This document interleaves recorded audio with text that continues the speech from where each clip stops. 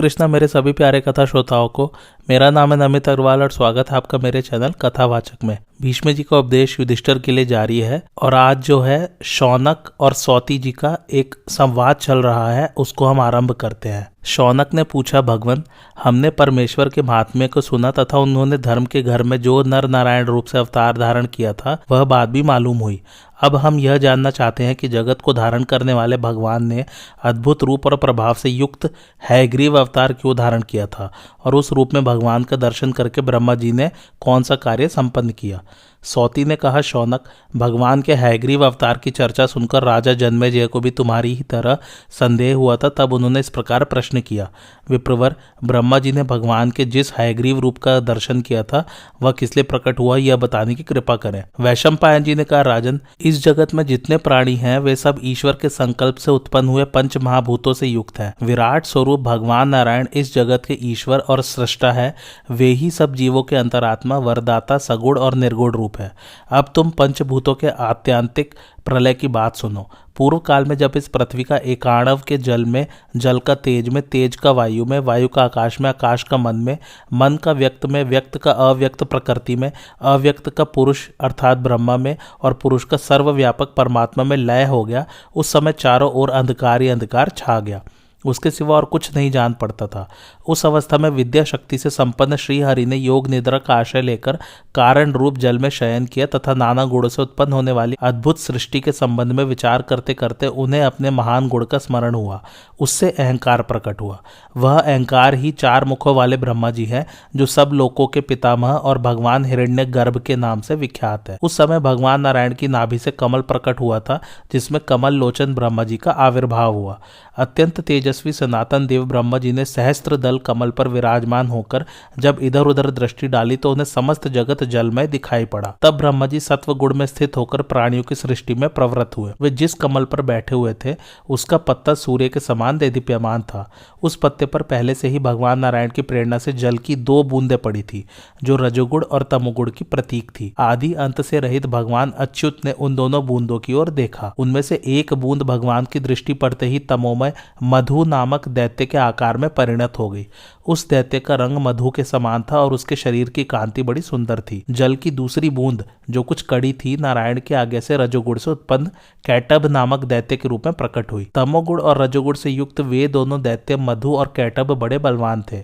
कमल के आसन पर विराजमान होकर सृष्टि रचना में प्रवृत्त हुए ब्रह्मा की ओर दृष्टि पड़ते ही वे दोनों कमल नाल की ओर दौड़े। वहां पहुंचकर उन्होंने साकार रूप में प्रकट हुए चारों वेदों को ब्रह्मा जी के देखते देखते सहसा हर लिया। उन सनातन वेदों को लेकर वे तुरंत समुद्र के भीतर ईशान कोण में स्थित रसातल में प्रवेश कर गए। वेदों का अपहरण हो जाने पर ब्रह्मा जी को बड़ा खेद हुआ।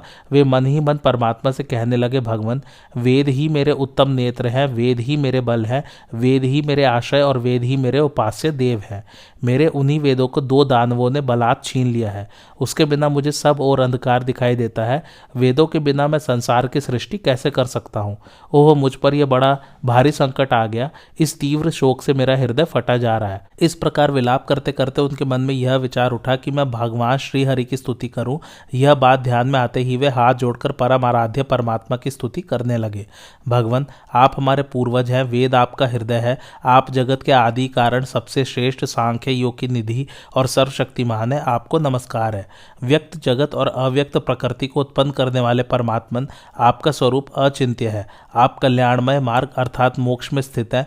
विश्वपालक, आप संपूर्ण प्राणियों के अंतरात्मा, किसी योनि से उत्पन्न न होने वाले जगत के आधार और स्वयंभू है। मैं आपके प्रसाद से उत्पन्न हुआ हूँ। आपके नेत्र कमल के समान है। आपका श्री विग्रह विशुद्ध सत्वमय है। आप ही ईश्वर और स्वभाव है। आप ही ने मुझे जन्म दिया है और आप ही की कृपा से मुझ पर काल का जोर नहीं चलता। आपने मुझे वेद रूपी नेत्र प्रदान किए थे, किंतु उन्हें दानवों ने छीन लिया। उनके बिना मैं अंधा सा हो रहा हूँ। अतः आप कृपा करके पुनः उन्हें वापस ला दीजिए, क्योंकि मैं आपका प्रिय भक्त हूँ और आप मेरे प्रियतम स्वामी हैं। ब्रह्मा जी के इस प्रकार स्तुति करने पर सर्वव्यापक भगवान नारायण योग निद्रा का त्याग कर वेदों का उद्धार करने को तैयार हो गए। उन्होंने अपने ऐश्वर्य के द्वारा दूसरा शरीर धारण किया, जो चंद्रमा के समान कांतिमान था। उनका मस्तक घोड़े के मस्तक के समान श्वेत वर्ण तथा वेदों का आश्रय था। उनकी नासिका भी बड़ी सुंदर थी। नक्षत्र और ताराओं से युक्त स्वर्ग उनका सिर था। सूर्य की किरणों के समान चमकीले बड़े बड़े बाल थे। आकाश और पाताल उनके कान थे और समस्त भूतों को धारण करने वाली पृथ्वी ललाट थी। इसी प्रकार गंगा और सरस्वती उनका नितंब, महान समुद्र उनकी बौहे, सूर्य और चंद्रमा नेत्र, संध्या नासिका, ओमकार संस्कार, बिजली जीभ, सोमपान करने वाले पितर दांत, गोलोक और ब्रह्मलोक ओठ और कालरात्रि उनकी ग्रीवा थी। इस प्रकार अनेक मूर्तियों से आवृत हयग्रीव का रूप धारण करके वे जगदीश्वर वहां से अंतर्धान हो गए और रसतल में प्रवेश कर परम योग का आश्रय ले शिक्षा के नियमानुसार उद्दाता आदि स्वरों से युक्त सामवेद का गान करने लगे। नाद और स्वर से विशिष्ट सामगान की वह मधुर ध्वनि रसतल में सब ओर फैल गई, जो सब प्राणियों का हित साधन करने वाली थी। दोनों असुरों ने जब वह शब्द सुना तो वेदों को बंधन में बांधकर रसतल में एक ओर फेंक दिया और स्वयं जिधर से वह ध्वनि आ रही थी उसी ओर दौड़े। इसी बीच में भगवान हयग्रीव ने उस स्थान पर पहुंचकर रसतल में पड़े हुए संपूर्ण वेदों को अपने अधिकार में कर लिया और उन्हें लाकर पुनः ब्रह्मा जी को सौंप दिया। इसके बाद वे अपने पूर्व रूप को धारण करके फिर ज्यों के त्यों सो रहे। इधर जब इन दानवों को शब्द होने के स्थान पर कुछ दिखाई न पड़ा तो वे पुनः बड़े वेग से उस स्थान पर आ पहुंचे जहां वेदों को फेंक आए थे, किंतु वहां भी कुछ हाथ न आया, वह स्थान खाली ही दिखाई दिया। अब वे बलवान दैत्य बड़े जोर से ऊपर की ओर बढ़े और शीघ्र ही रसातल से बाहर निकल आए। ऊपर आकर उन्होंने देखा कि पानी के ऊपर शेषनाग की शैया पर एक चंद्रमा के समान कांतिमान पुरुष सो रहा है। वे विशुद्ध सत्व से संपन्न भगवान ही थे जो योग निद्रा में पौड़े हुए थे। उन्हें देखकर दानवराज मधु और कैटअप ठहाका मारकर जोर जोर से हंसने लगे और रजोगुण तथा तमोगुण के आवेश में आकर परस्पर कहने लगे, यह जो श्वेत वर्ण वाला पुरुष यहाँ नींद ले रहा है, निसंदेह यही रसातल से वेदों को चुरा लाया है। यह किसका पुत्र है, कौन है और क्यों यहाँ सांप के शरीर पर सो रहा है। इस प्रकार बातचीत करके उन्होंने श्री हरि को जगाया। उन्हें युद्ध के लिए उत्सुक देख भगवान पुरुषोत्तम उठकर खड़े हो गए और उन दोनों की ओर दृष्टि डालकर उन्होंने मन ही मन युद्ध का निश्चय किया। फिर तो युद्ध प्रारंभ हो गया और भगवान मधुसूदन ने ब्रह्मा जी का मान रखने के लिए रजोगुण तथा तमोगुण से प्रभावित हुए उन दैत्यों को मार डाला। इस प्रकार वेदों को वापस लाकर और मधु कैटअप को मारकर उन्होंने ब्रह्मा जी का शोक दूर किया। तत्पश्चात वेद से सम्मानित और भगवान से सुरक्षित होकर ब्रह्मा जी ने समस्त चराचर जगत की सृष्टि की। भगवान उन्हें लोक रचना की बुद्धि देकर अंतर्धान हो गए, जहां से आए थे वहीं चले गए। इस प्रकार श्री हरि ने प्रवृत्ति धर्म का प्रचार करने के लिए हयग्रीव रूप धारण किया था। उनका यह वरदायक रूप परम प्राचीन और विख्यात है। जो ब्राह्मण प्रतिदिन इस अवतार की कथा को सुनता या स्मरण करता है उसके अध्ययन का कभी नाश नहीं होता। युधिष्ठिर ने कहा, पितामह, आपके बतलाए हुए कल्याणमय मोक्ष धर्मों का मैंने श्रवण किया। अब आप आश्रम धर्म का पालन करने वाले मनुष्य के लिए जो सबसे उत्तम धर्म हो उसका उपदेश कीजिए। भीष्म जी ने कहा, राजन, इस विषय में मैं तुम्हें एक प्राचीन कथा सुना रहा हूं, उसे सुनो। प्राचीन काल में देवर्षि नारद ने इंद्र को यह कथा सुनाई थी। वह प्रसंग इस प्रकार है। एक बार नारद जी देवराज इंद्र के यहाँ पधारे। इंद्र ने उन्हें अपने समीप ही बिठाकर उनका बड़ा सत्कार किया। थोड़ी देर बैठकर जब नारद जी विश्राम ले चुके तो उनसे इंद्र ने पूछा, देवर्षि, इधर आपने कोई आश्चर्यजनक घटना देखी है क्या? आप सिद्ध हैं और तीनों लोकों में विचरते रहते हैं। जगत की ऐसी कोई बात नहीं है जो आपसे छिपी हो। यदि आपने कुछ सुना हो, देखा हो अथवा अनुभव किया हो तो उसे कहिए। इंद्र के इस प्रकार पूछने पर नारद जी ने कहा, गंगा के दक्षिण किनारे पर महापद्म नामक उत्तम नगर है। वहां एक ब्राह्मण रहता था। वह एकाग्रचित तथा शांत भाव से रहने वाला था। उसका जन्म अग्नि गोत्र में हुआ था। वेद में उसकी अच्छी गति थी तथा उसके मन में किसी प्रकार का संदेह नहीं था। वह सदा धर्मपरायण, क्रोध रहित, नित्य संतुष्ट, जितेंद्रिय, तप और स्वाध्याय में संलग्न, सत्यवादी और सत्पुरुषों के सम्मान का पात्र था। उसके घर में न्याय से पैदा किए हुए धन का संग्रह था और उसके सगे संबंधियों की संख्या अधिक थी। वह ब्राह्मणोचित शील से संपन्न तथा उत्तम आजीविका से जीवन निर्वाह करने वाला था। एक बार उसने वेदोक्त धर्म, शास्त्रोक्त धर्म और शिष्टाचार, इन त्रिविध धर्मों पर मन ही मन विचार करके सोचा कि क्या करने से मेरा कल्याण होगा, मुझे किसका आश्रय लेना चाहिए। इसी प्रकार वह प्रतिदिन विचार करता किंतु किसी निश्चय पर नहीं पहुंच पाता था। एक दिन जब वह इसी सोच विचार में पड़ा हुआ कष्ट पा रहा था, उसके यहाँ एक परम धर्मात्मा तथा एकाग्रचित ब्राह्मण अतिथि के रूप में आ पहुंचा। ब्राह्मण ने उस अतिथि का विधिवत संस्कार किया और जब वह सुखपूर्वक बैठकर आराम करने लगा तो उससे पूछा, विप्रवर, आपकी मीठी बातें सुनकर मेरे मन में आपके प्रति बड़ी आस्था हो रही है। अब आप मेरे मित्र हो गए हैं, इसलिए आपसे कुछ कहना चाहता हूँ, मेरी बात सुनिए। मैं गृहस्थ धर्म को अब अपने पुत्र के अधीन करके श्रेष्ठ धर्म का आचरण करना चाहता हूँ। बताइए मेरे लिए कौन सा मार्ग श्रेयस्कर होगा। मेरी इच्छा है कि अकेला ही रहूं और आत्मा का आश्रय लेकर उसी में स्थित हो जाऊं। आज तक की आयु पुत्र रूपी फल पाने के लिए विषय भोगों में ही बीत गई। अब परलोक में रहा खर्च का काम देने वाले आध्यात्मिक धन का संग्रह करना चाहता हूँ। मुझे इस संसार सागर से पार जाने की इच्छा तो हुई है, किंतु उसके लिए धर्ममय नौका कैसे प्राप्त हो यह नहीं जान पड़ता। जब मैं सुनता और देखता हूँ कि विषयों के संपर्क में आए हुए सात्विक पुरुष भी तरह तरह के कष्ट पाते हैं तथा समस्त प्रजा के ऊपर यमराज की ध्वजा फहरा रही है, तो भोग प्राप्त होने पर भी मेरे मन में उन्हें भोगने की रुचि नहीं होती। इसलिए आप ही अपने बुद्धि बल से उपदेश देकर मुझे धर्म के मार्ग में लगाइए। अतिथि ने कहा, ब्राह्मण देव, इस विषय में मेरी भी बुद्धि काम नहीं देती, अतः मैं इस प्रश्न का निर्णय नहीं कर सकता। कुछ लोग वानप्रस्थ के धर्मों का पालन करते हैं और कितने ही गार्हस्थ्य धर्म का आश्रय लिए हुए हैं। कोई राजधर्म, कोई आत्मज्ञान, कोई गुरु शुश्रूषा और कोई मौन व्रत को ही अपनाए बैठे हैं। कुछ लोग माता पिता की सेवा से, कुछ लोग अहिंसा से, कुछ लोग सत्य भाषण से और कुछ लोग युद्ध में शत्रु का सामना करते हुए प्राण त्यागने से स्वर्ग को प्राप्त हुए हैं। कितने ही मनुष्य उच्च वृत्ति के द्वारा सिद्धि प्राप्त करके स्वर्गगामी हुए हैं। कितने ही बुद्धिमान पुरुष संतुष्ट चित्त और जितेंद्रिय हो वेदोक्त व्रत का पालन तथा स्वाध्याय करते हुए स्वर्गलोक में स्थान प्राप्त कर चुके हैं। इस प्रकार संसार में धर्म के अनेकों दरवाजे खुले हुए हैं। उन्हें देखकर मेरी बुद्धि भी चक्कर में पड़ गई है, तो भी मैं तुम्हें परंपरा से उपदेश करूंगा। मेरे गुरु ने इस विषय में मुझे जो बात बतलाई है वह बता रहा हूं, सुनो। पूर्व कल्प में जहां धर्म चक्र की स्थापना की गई थी, उस नैमिषारण्य में गोमती के तट पर नागपुर नामक एक नगर है। उसमें पद्यनाभ नामक एक धर्मात्मा नाग निवास करते हैं। लोगों में उनकी पद्य नाम से प्रसिद्धि है। वे मन, वाणी और क्रिया के द्वारा संपूर्ण प्राणियों को प्रसन्न रखते हैं और कर्म, ज्ञान तथा उपासना, इन तीनों मार्गों का आश्रय करके रहते हैं। विषमता का बर्ताव करने वाले पुरुष को वे साम, दान, दंड और भेद नीति के द्वारा राह पर लाते हैं। समदर्शी की रक्षा करते हैं और नेत्र आदि इंद्रियों को विचार के द्वारा कुमार्ग में जाने से रोकते हैं। तुम उन्हीं के पास जाकर विधि पूर्वक शिष्य भाव से अपना अभीष्ट प्रश्न उनके सामने रखो, वे तुम्हें परम धर्म का उपदेश करेंगे। नागराज सबका तिथि सत्कार करते हैं, शास्त्र के विद्वान है तथा उनकी बुद्धि बड़ी तीव्र है। वे अनुपम तथा वांछनीय सद्गुणों से संपन्न है। स्वभाव तो उनका पानी के समान है। वे सदा स्वाध्याय में लगे रहते हैं। तप, इंद्रिय संयम और सदाचार उनकी शोभा बढ़ाते हैं। वे यज्ञ का अनुष्ठान करने वाले, दानियों के शिरोमणि, क्षमाशील, सद्बर्ताव का पालन करने वाले, सत्यवादी, दोष दृष्टि से रहित, शीलवान, जितेंद्रिय, यज्ञ शेष अन्न के भोक्ता, कर्तव्य अकर्तव्य को जानने वाले, किसी से भी वैर न करने वाले, समस्त प्राणियों के हित में लगे रहने वाले और पवित्र तथा उत्तम कुल में उत्पन्न है। ब्राह्मण ने कहा, विप्रवर, मुझ पर बड़ा भारी बोझ सा लदा हुआ था, उसे आज आपने उतार दिया। आपकी यह बात सुनकर मुझे बड़ी सांत्वना मिली है। राह चलने से थके हुए बटोही को शैया, प्यासे को पानी और भूखे को भोजन मिलने से जितना संतोष होता है तथा प्रेमी के दर्शन से जितना आनंद मिलता है, उतना ही आनंद आज आपकी बातों से मुझे मिल रहा है। महात्मन, आपने मुझे जैसी सलाह दी है वैसा ही करूंगा। अब सूर्य अस्ताचल को जा रहे हैं। आज की रात आप मेरे साथ यहीं रह जाइए और सुखपूर्वक विश्राम करके भलीभांति अपनी थकावट दूर कीजिए, फिर सवेरे चले जाइएगा। तदंतर वह अतिथि उस ब्राह्मण का आतिथ्य ग्रहण करके रात भर उसके यहाँ रहा। दोनों में मोक्ष धर्म के विषय में बातें होती रही। बात करते करते उनकी सारी रात बड़े सुख से बीती। सवेरा होने पर ब्राह्मण द्वारा सम्मानित हो वह अतिथि चला गया और धर्मात्मा ब्राह्मण अपने घर के लोगों की अनुमति लेकर अतिथि के बताए हुए नागराज के घर की ओर चल दिया। रास्ते में एक मुनि के आश्रम पर जाकर उसने नागराज का पता पूछा। उस मुनि ने उसे जो कुछ बताया उसको ध्यान से सुनकर उसी के अनुसार चलता हुआ वह ब्राह्मण नागराज के स्थान पर पहुंच गया। उनके दरवाजे पर जाकर ब्राह्मण ने आवाज दी। उसे सुनकर धर्म पर प्रेम रखने वाली नागराज की पतिव्रता पत्नी ब्राह्मण के सामने आई और शास्त्र विधि के अनुसार उसका पूजन करके स्वागत करते हुए बोली, ब्राह्मण देव, आज्ञा दीजिए, मैं आपकी क्या सेवा करूं।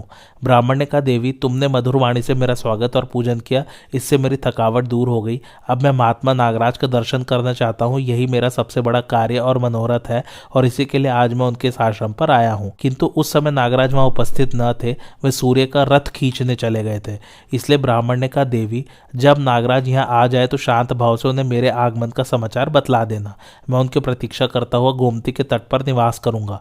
यह कहकर वह ब्राह्मण गोमती नदी के किनारे चला गया और वहां निराहार रहकर तपस्या करने लगा। उसके भोजन न करने से वहां रहने वाले नागों को बड़ा दुख हुआ।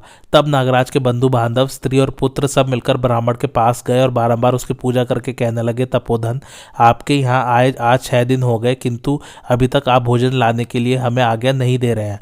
आप हमारे घर अतिथि के रूप में आए हैं और हम आपकी सेवा में उपस्थित हुए हैं। आपका आतिथ्य करना हमारा कर्तव्य है, क्योंकि हम सब लोग गृहस्थ हैं। ब्राह्मण देव, आप क्षुधा की निवृत्ति के लिए हमारे लाए हुए फल, मूल, साग, दूध अथवा अन्न अवश्य स्वीकार कीजिए। इस वन में रहकर आपने भोजन छोड़ दिया है, इससे हमारे धर्म में बाधा आती है।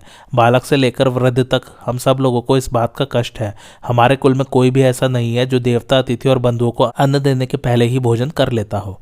ब्राह्मण ने कहा, नाग नागगढ़, आप लोगों की बातों से ही मैं तृप्त हो गया। अब नागराज के आने में सिर्फ 8 दिन बाकी है। यदि 8 रात बीत जाने पर भी वे नहीं आए तो मैं आप लोगों के कहने से भोजन कर लूंगा। उनके आगमन के लिए ही मैं इस व्रत का पालन कर रहा हूँ। आप लोग इसमें विघ्न न डालें। मेरे लिए संताप करना उचित नहीं है। आप सब लोग अपने स्थान पर लौट जाइए। ब्राह्मण के इस प्रकार कहने पर वे नागगढ़ अपने प्रयत्न में असफल होकर घर लौट गए। तदंतर जब समय पूरा हो गया और नागराज की ड्यूटी समाप्त हो गई तो सूर्यदेव की आज्ञा लेकर वे घर लौट आए। वहां उनकी पत्नी पैर धोने के लिए जल लेकर सेवा में उपस्थित हुई। नागराज ने उससे पूछा, कल्याणी, मेरे द्वारा बताई हुई विधि के अनुसार तुम देवता और अतिथि के पूजन में तत्पर तो रही हो ना? मेरे वियोग के कारण कभी धर्म से विमुक्त तो नहीं हुई? नागपत्नी बोली, नागराज, पत्नी के लिए पति की आज्ञा का पालन करना सबसे बड़ा धर्म बतलाया गया है। आपके उपदेश से इस बात को मैं अच्छी तरह जानती हूँ। जब आप सदा धर्म में स्थित रहते हैं तो मैं कैसे सन्मार्ग का त्याग करके बुरे रास्ते पर पैर रखूंगी? महाभाग, देवताओं की आराधना में कोई कमी नहीं आई है। अतिथि सत्कार के लिए भी मैं सदा सावधान रहती हूँ। आलस्य को कभी पास नहीं फटकने देती। किंतु आज 15 दिनों से एक ब्राह्मण देवता यहाँ पधारे हुए हैं। वे मुझसे अपना काम कुछ नहीं बताते, केवल आपका दर्शन चाहते हैं और उसके ही लिए उत्सुक होकर कठोर व्रत का पालन करते हुए गोमती के तट पर बैठे हैं। उन्होंने मुझसे सच्ची प्रतिज्ञा करा ली है कि नागराज के आते ही उन्हें मेरे पास भेज देना। अतः अब आपको वहां जाना और ब्राह्मण देवता को दर्शन देना चाहिए। नाग ने पूछा, प्रिय, ब्राह्मण रूप में तुमने किसका दर्शन किया है? वे कोई देवता है या मनुष्य? भला मनुष्य में कौन मुझे देखने की इच्छा कर सकता है? और यदि दर्शन की इच्छा करे भी तो इस तरह हुक्म देकर कौन बुला सकता है? नागपत्नी बोली, नाथ, उनकी सरलता देखकर तो यही जान पड़ता है कि वे कोई देवता नहीं है। मुझे तो उनमें एक बहुत बड़ी विशेषता यह जान पड़ी है कि वे आपके बड़े भक्त हैं। जैसे पपीहा पानी के लिए साल भर वर्षा की बाट देखता रहता है, उसी प्रकार वे आपके दर्शन की प्रतीक्षा करते हैं। इसलिए आप अपने स्वाभाविक क्रोध का परित्याग करके अब उन्हें दर्शन दीजिए। उनकी आशा भंग करके अपने को भस्म न कीजिए। जो आशा लगाकर शरण में आए हुए जीवों के आंसू नहीं पोंछता, वह राजा हो या राजपुत्र, उसे भ्रूण हत्या का पाप लगता है। मौन रहने से ज्ञान रूपी फल की प्राप्ति होती है। दान देने से यश बढ़ता है। सत्य बोलने से वाणी की पटुता और परलोक में प्रतिष्ठा प्राप्त होती है। न्यायपूर्वक धन का उपार्जन करने से उत्तम फल मिलता है। अपनी इच्छा के अनुकूल कार्य भी यदि दूसरे के संघर्ष से रहित तथा आत्मा का कल्याण करने वाला हो तो उसको करने से कोई नरक में नहीं पड़ता। नाग ने कहा, प्रिय, जाति दोष के कारण ही मुझे कभी कभी अभिमान और रोष का शिकार हो जाना पड़ता है, किंतु आज तुमने अपने उपदेश रूप अग्नि के द्वारा मेरे संकल्प जनित क्रोध को भस्म कर डाला। मेरी दृष्टि में क्रोध से बढ़कर मुंह में डालने वाला कोई दोष नहीं है और क्रोध के लिए सर्प जाति अधिक बदनाम है। इसलिए आज तुम्हारी बात सुनकर तपस्या के शत्रु और कल्याण से भ्रष्ट करने वाले इस क्रोध को मैंने काबू में कर लिया। तुम जैसी गुणवती स्त्री को पाकर मैं अपने सौभाग्य की विशेष सराहना करता हूँ। अच्छा, अब मैं गोमती के तट पर जहाँ वे ब्राह्मण देवता विराजमान है जाता हूँ। उनकी जो इच्छा होगी उसे पूर्ण करूंगा। वे सर्वथा कृतार्थ होकर अपने घर लौटेंगे। यह कहकर नागराज मन ही मन उस ब्राह्मण के कार्य का विचार करते हुए उसके पास गए और वहां पहुंचकर मधुर वाणी में बोले, द्विजवर, मेरे अपराध को क्षमा कीजिए। मुझ पर क्रोध न कीजिएगा। मैं स्नेहवश आपके सामने आकर पूछता हूँ, बताइए किसके लिए, किस प्रयोजन से यहाँ आए हैं और गोमती के इस एकांत तट पर आप किसकी उपासना कर रहे हैं? ब्राह्मण बोला, मेरा नाम धर्मारण्य है। मैं नागराज पद्मनाभ का दर्शन करने के लिए यहाँ आया हूँ। उन्हीं से मुझे कुछ काम है। उनके स्वजनों से मैंने सुना है कि वे यहाँ से दूर गए हुए हैं। अतः जैसे किसान वर्षा की राह देखता है, उसी तरह मैं भी उनकी बाट जो रहा हूँ और उनके कल्याण के लिए वेद का पारायण कर रहा हूँ। नाग ने कहा, महाभाग, आपका आचरण बड़ा ही कल्याणमय है। आप बड़े ही सत्पुरुष और सज्जनों पर दया करने वाले हैं, क्योंकि दूसरों पर स्नेह दृष्टि रखते हैं। मैं ही वह नाग हूँ जिससे आप मिलना चाहते हैं। इच्छानुसार आज्ञा दीजिए, मैं आपका कौन सा प्रिय कार्य करूँ? अपनी स्त्री से आपके आगमन का समाचार सुनकर मैं स्वयं ही आपसे मिलने आया हूँ। आपने हम सब लोगों को अपने गुणों के मोल खरीद लिया है, क्योंकि आप अपने हित की बात भूलकर मेरे ही कल्याण का चिंतन कर रहे हैं। ब्राह्मण बोला, नागराज, मैं आप ही के दर्शन की इच्छा से यहाँ आया हूँ और आपसे कुछ पूछना चाहता हूँ। इस समय मेरे मन में एक नया प्रश्न उठा है, पहले इसका उत्तर दे दीजिए, उसके बाद अपना कार्य निवेदन करूंगा। आप सूर्य के एक पहिए वाले रथ को खींचने के लिए जाया करते हैं।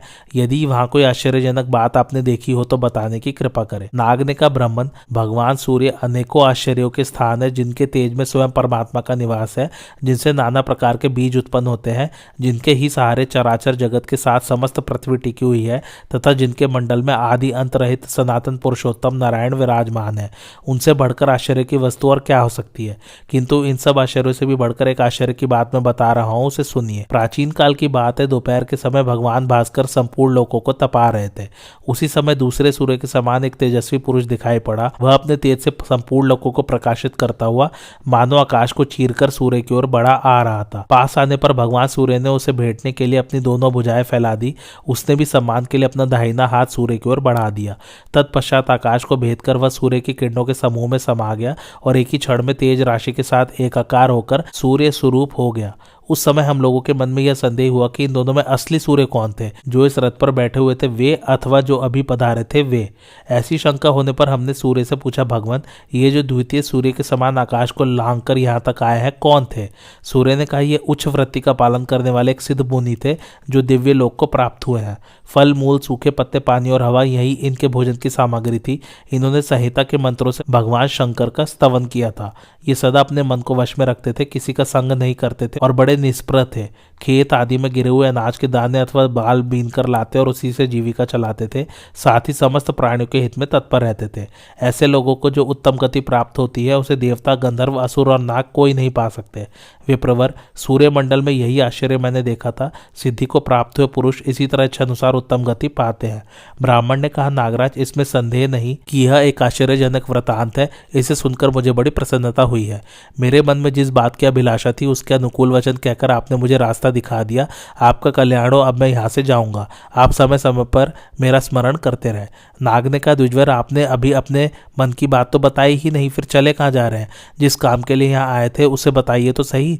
जब वह कार्य सिद्ध हो जाए तो मेरी अनुमति लेकर जाइएगा। आपका मुझ पर अधिक प्रेम है, इसलिए वृक्ष के नीचे बैठे हुए राही की तरह सिर्फ मुझे देखकर ही चल देना आपके लिए उचित नहीं है। मेरी आप में भक्ति है और आपकी मुझ में। ऐसी स्थिति में मेरा यह सारा परिवार आपका है, फिर मेरे यहाँ रहने में आपको क्या संकोच है?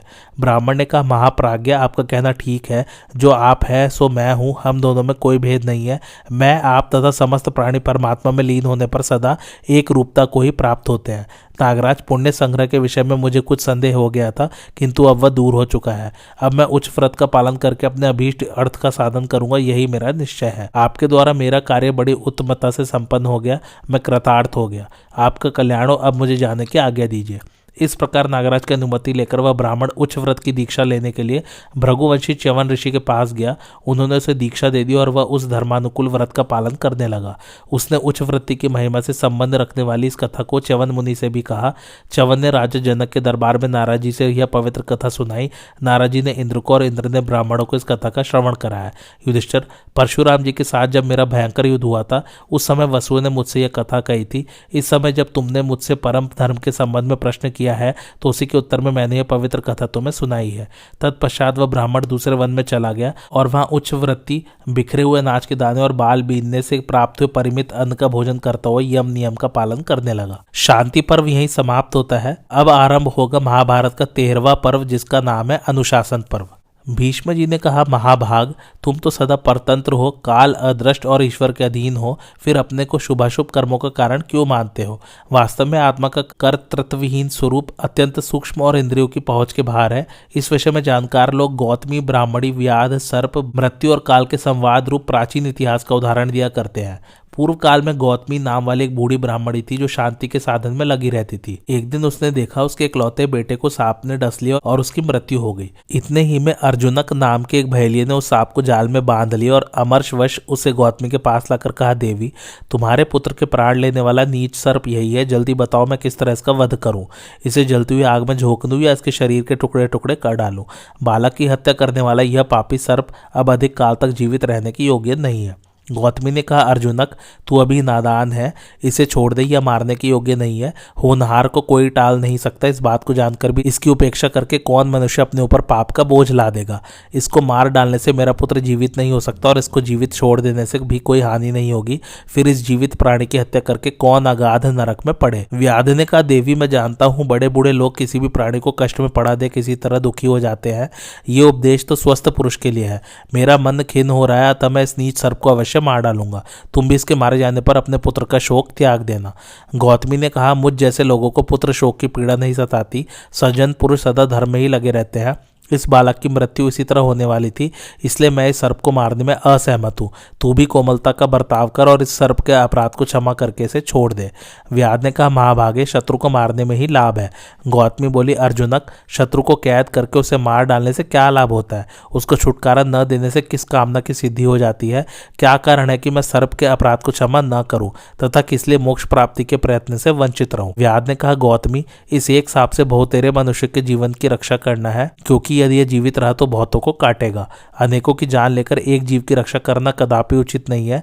धर्म को जानने वाले पुरुष अपराधी का त्याग कर देते हैं, इसलिए तुम भी इस पापी सांप को मार डालो। भीष्म जी कहते हैं, युधिष्ठिर, व्याध के बार बार उकसाने पर भी महाभागा गौतमी ने जब सर्प को मारने का विचार नहीं किया तो बंधन से पीड़ित होकर धीरे धीरे सांस लेता हुआ वह सांप बड़ी कठिनाई से अपने को संभालकर मनुष्य की वाणी में बोला, ओ नादान अर्जुनक, इसमें मेरा क्या दोष है? मैं तो पराधीन हूँ। मृत्यु ने मुझे प्रेरित किया है, उसी के कहने से मैंने इस बालक को डसा है, क्रोध करके या अपनी इच्छा से नहीं। यदि इसमें कुछ अपराध है तो वह मेरा नहीं, मृत्यु का है। व्याध ने कहा, ओ सर्प, यद्यपि तूने दूसरे के अधीन होकर यह पाप किया है, तथापि तू भी इसमें कारण तो है ही, इसलिए तेरा भी अपराध है, अतः तुझे भी मार डालना चाहिए। सांप ने कहा, जैसे दंड और चक्र आदि मिट्टी का बर्तन बनाने में कारण होते हुए भी कुम्हार के अधीन है, इसलिए स्वतंत्र नहीं माने जाते, इसी प्रकार मैं भी मृत्यु के अधीन हूँ। अतः तूने मुझ पर जो अपराध लगाया है वह ठीक नहीं है। व्याध ने कहा, तू अपराध का कारण या कर्ता न भी हो तो भी बालक की मृत्यु तो तुम्हारे ही कारण हुई है, इसलिए मैं तुझे वध्य समझता हूँ। नीच, तू बाल हत्यारा और क्रूर है। वध के योग्य होकर भी अपने को बेकसूर साबित करने के लिए क्यों बहुत बातें बना रहा है? सांप ने कहा, व्याध, जैसे यजमान के यहाँ ऋत्विज लोग अग्नि में आहुति डालते हैं किंतु उसका फल उन्हें नहीं मिलता, इसी प्रकार इस अपराध का दंड मुझे नहीं मिलना चाहिए, क्योंकि वास्तव में मृत्यु ही अपराधी है। भीष्म जी कहते हैं, राजन, मृत्यु की प्रेरणा से बालक को डसने वाला सांप जब इस तरह अपनी सफाई दे रहा था, उसी समय मृत्यु ने आकर इस प्रकार कहना आरंभ किया, सर्प, काल की प्रेरणा से मैंने तुझे प्रेरित किया था, इसलिए इस बालक के विनाश में न तो मैं कारण हूं और न तू ही है। जैसे हवा बादलों को इधर उधर उड़ाकर ले जाती है, उसी प्रकार मैं भी काल के वश में हूँ। सात्विक, राजस और तामस जितने भी भाव हैं वे सब काल की ही प्रेरणा से प्राणियों को प्राप्त होते हैं। पृथ्वी अथवा स्वर्गलोक में जितने भी स्थावर जंगम पदार्थ है सभी काल के अधीन है। ये सारा जगत ही काल का अनुसरण करने वाला है। संसार में जितने प्रकार के प्रवृत्ति और निवृत्ति धर्म तथा उनके फल है वे सब काल के ही वश में है। इस बात को जानकर भी तू मुझे दोष क्यों दे रहा है? यदि ऐसी स्थिति में भी मुझ पर दोषारोपण हो सकता है तो तू भी निर्दोष नहीं है। सांप ने कहा, मृत्यु, मैं तो न तुम्हें दोषी मानता हूं न निर्दोष। मेरा कहना इतना है कि तूने मुझे बालक को काटने के लिए प्रेरित किया था। इस विषय में काल का भी दोष है या नहीं, इसकी जांच मुझे नहीं करनी है और जांच करने का मुझे कोई अधिकार भी नहीं है, परंतु मेरे ऊपर जो दोष लगाया गया है उसका निवारण तो मुझे जैसे भी हो करना ही चाहिए। मेरा मतलब यह नहीं है कि मेरे बदले मृत्यु का दोष साबित हो जाए। तदंतर सर्प ने अर्जुनक से कहा, अब तो तूने मृत्यु की बात सुन ली, मैं सर्वथा निर्दोष हूं, अतः मुझे बंधन में बांधकर व्यर्थ कष्ट न दे। व्याध ने कहा, सर्प, मैंने तेरी और मृत्यु की भी बात सुनी, इससे तेरी निर्दोषता नहीं सिद्ध होती। इस बालक के विनाश में तुम दोनों ही कारण हो, अतः मैं दोनों को ही अपराधी मानता हूँ, किसी को भी निरपराध नहीं मानता। सज्जनों को दुख में डालने वाले इस क्रूर एवं दुरात्मा मृत्यु को धिक्कार है। मृत्यु ने कहा, व्याध, हम दोनों काल के अधीन है, विवश है और उसका हुक्म बजाने वाले हैं।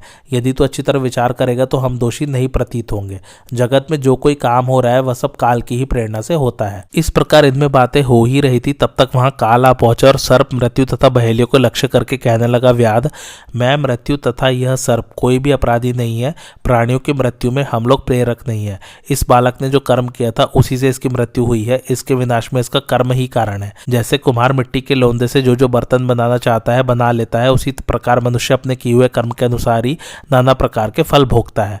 जिस प्रकार धूप और छाया दोनों सदा एक दूसरे से मिले रहते हैं, उसी तरह कर्म और कर्ता भी एक दूसरे से संबद्ध होते हैं। इस प्रकार विचार करने से मैं, तू, मृत्यु, सर्प अथवा यह बूढ़ी ब्राह्मणी कोई भी बालक की मृत्यु में कारण नहीं है। यह शिशु स्वयं ही अपनी मृत्यु में कारण है। काल के इस प्रकार कहने पर गौतमी ब्राह्मणी को यह निश्चय हो गया कि मनुष्य को अपने कर्म के अनुसार ही फल मिलता है। अतः उसने अर्जुनक से कहा, व्याध, सचमुच इस बालक के मरण में काल, सर्प या मृत्यु का कारण नहीं है, यह अपने ही कर्म से मरा है। तू सांप को छोड़ दे और काल तथा मृत्यु भी अपने अपने स्थान को चले जाए। भीष्म जी कहते, तदंतर काल, मृत्यु तथा सर्प जैसे आए थे वैसे ही चले गए और अर्जुनक तथा गौतमी ब्राह्मणी का भी शोक दूर हो गया। युधिष्ठिर, इस उपाख्यान को सुनकर तुम शांति धारण करो, शोक में न पड़ो। सब मनुष्य अपने अपने कर्मों के अनुसार मिलने वाले लोकों में ही जाते हैं। तुमने या दुर्योधन ने कुछ नहीं किया है, काल की ही यह सारी करतूत है, उसी ने समस्त राजाओं का संहार किया है। आज की कथा यहीं समाप्त होती है। कैसी लगी आप लोगों को मेरी कथा मुझे कमेंट करके ज़रूर बताइए, और मेरे चैनल कथावाचक को लाइक, शेयर और सब्सक्राइब ज़रूर कीजिए। Thanks for watching. धन्यवाद।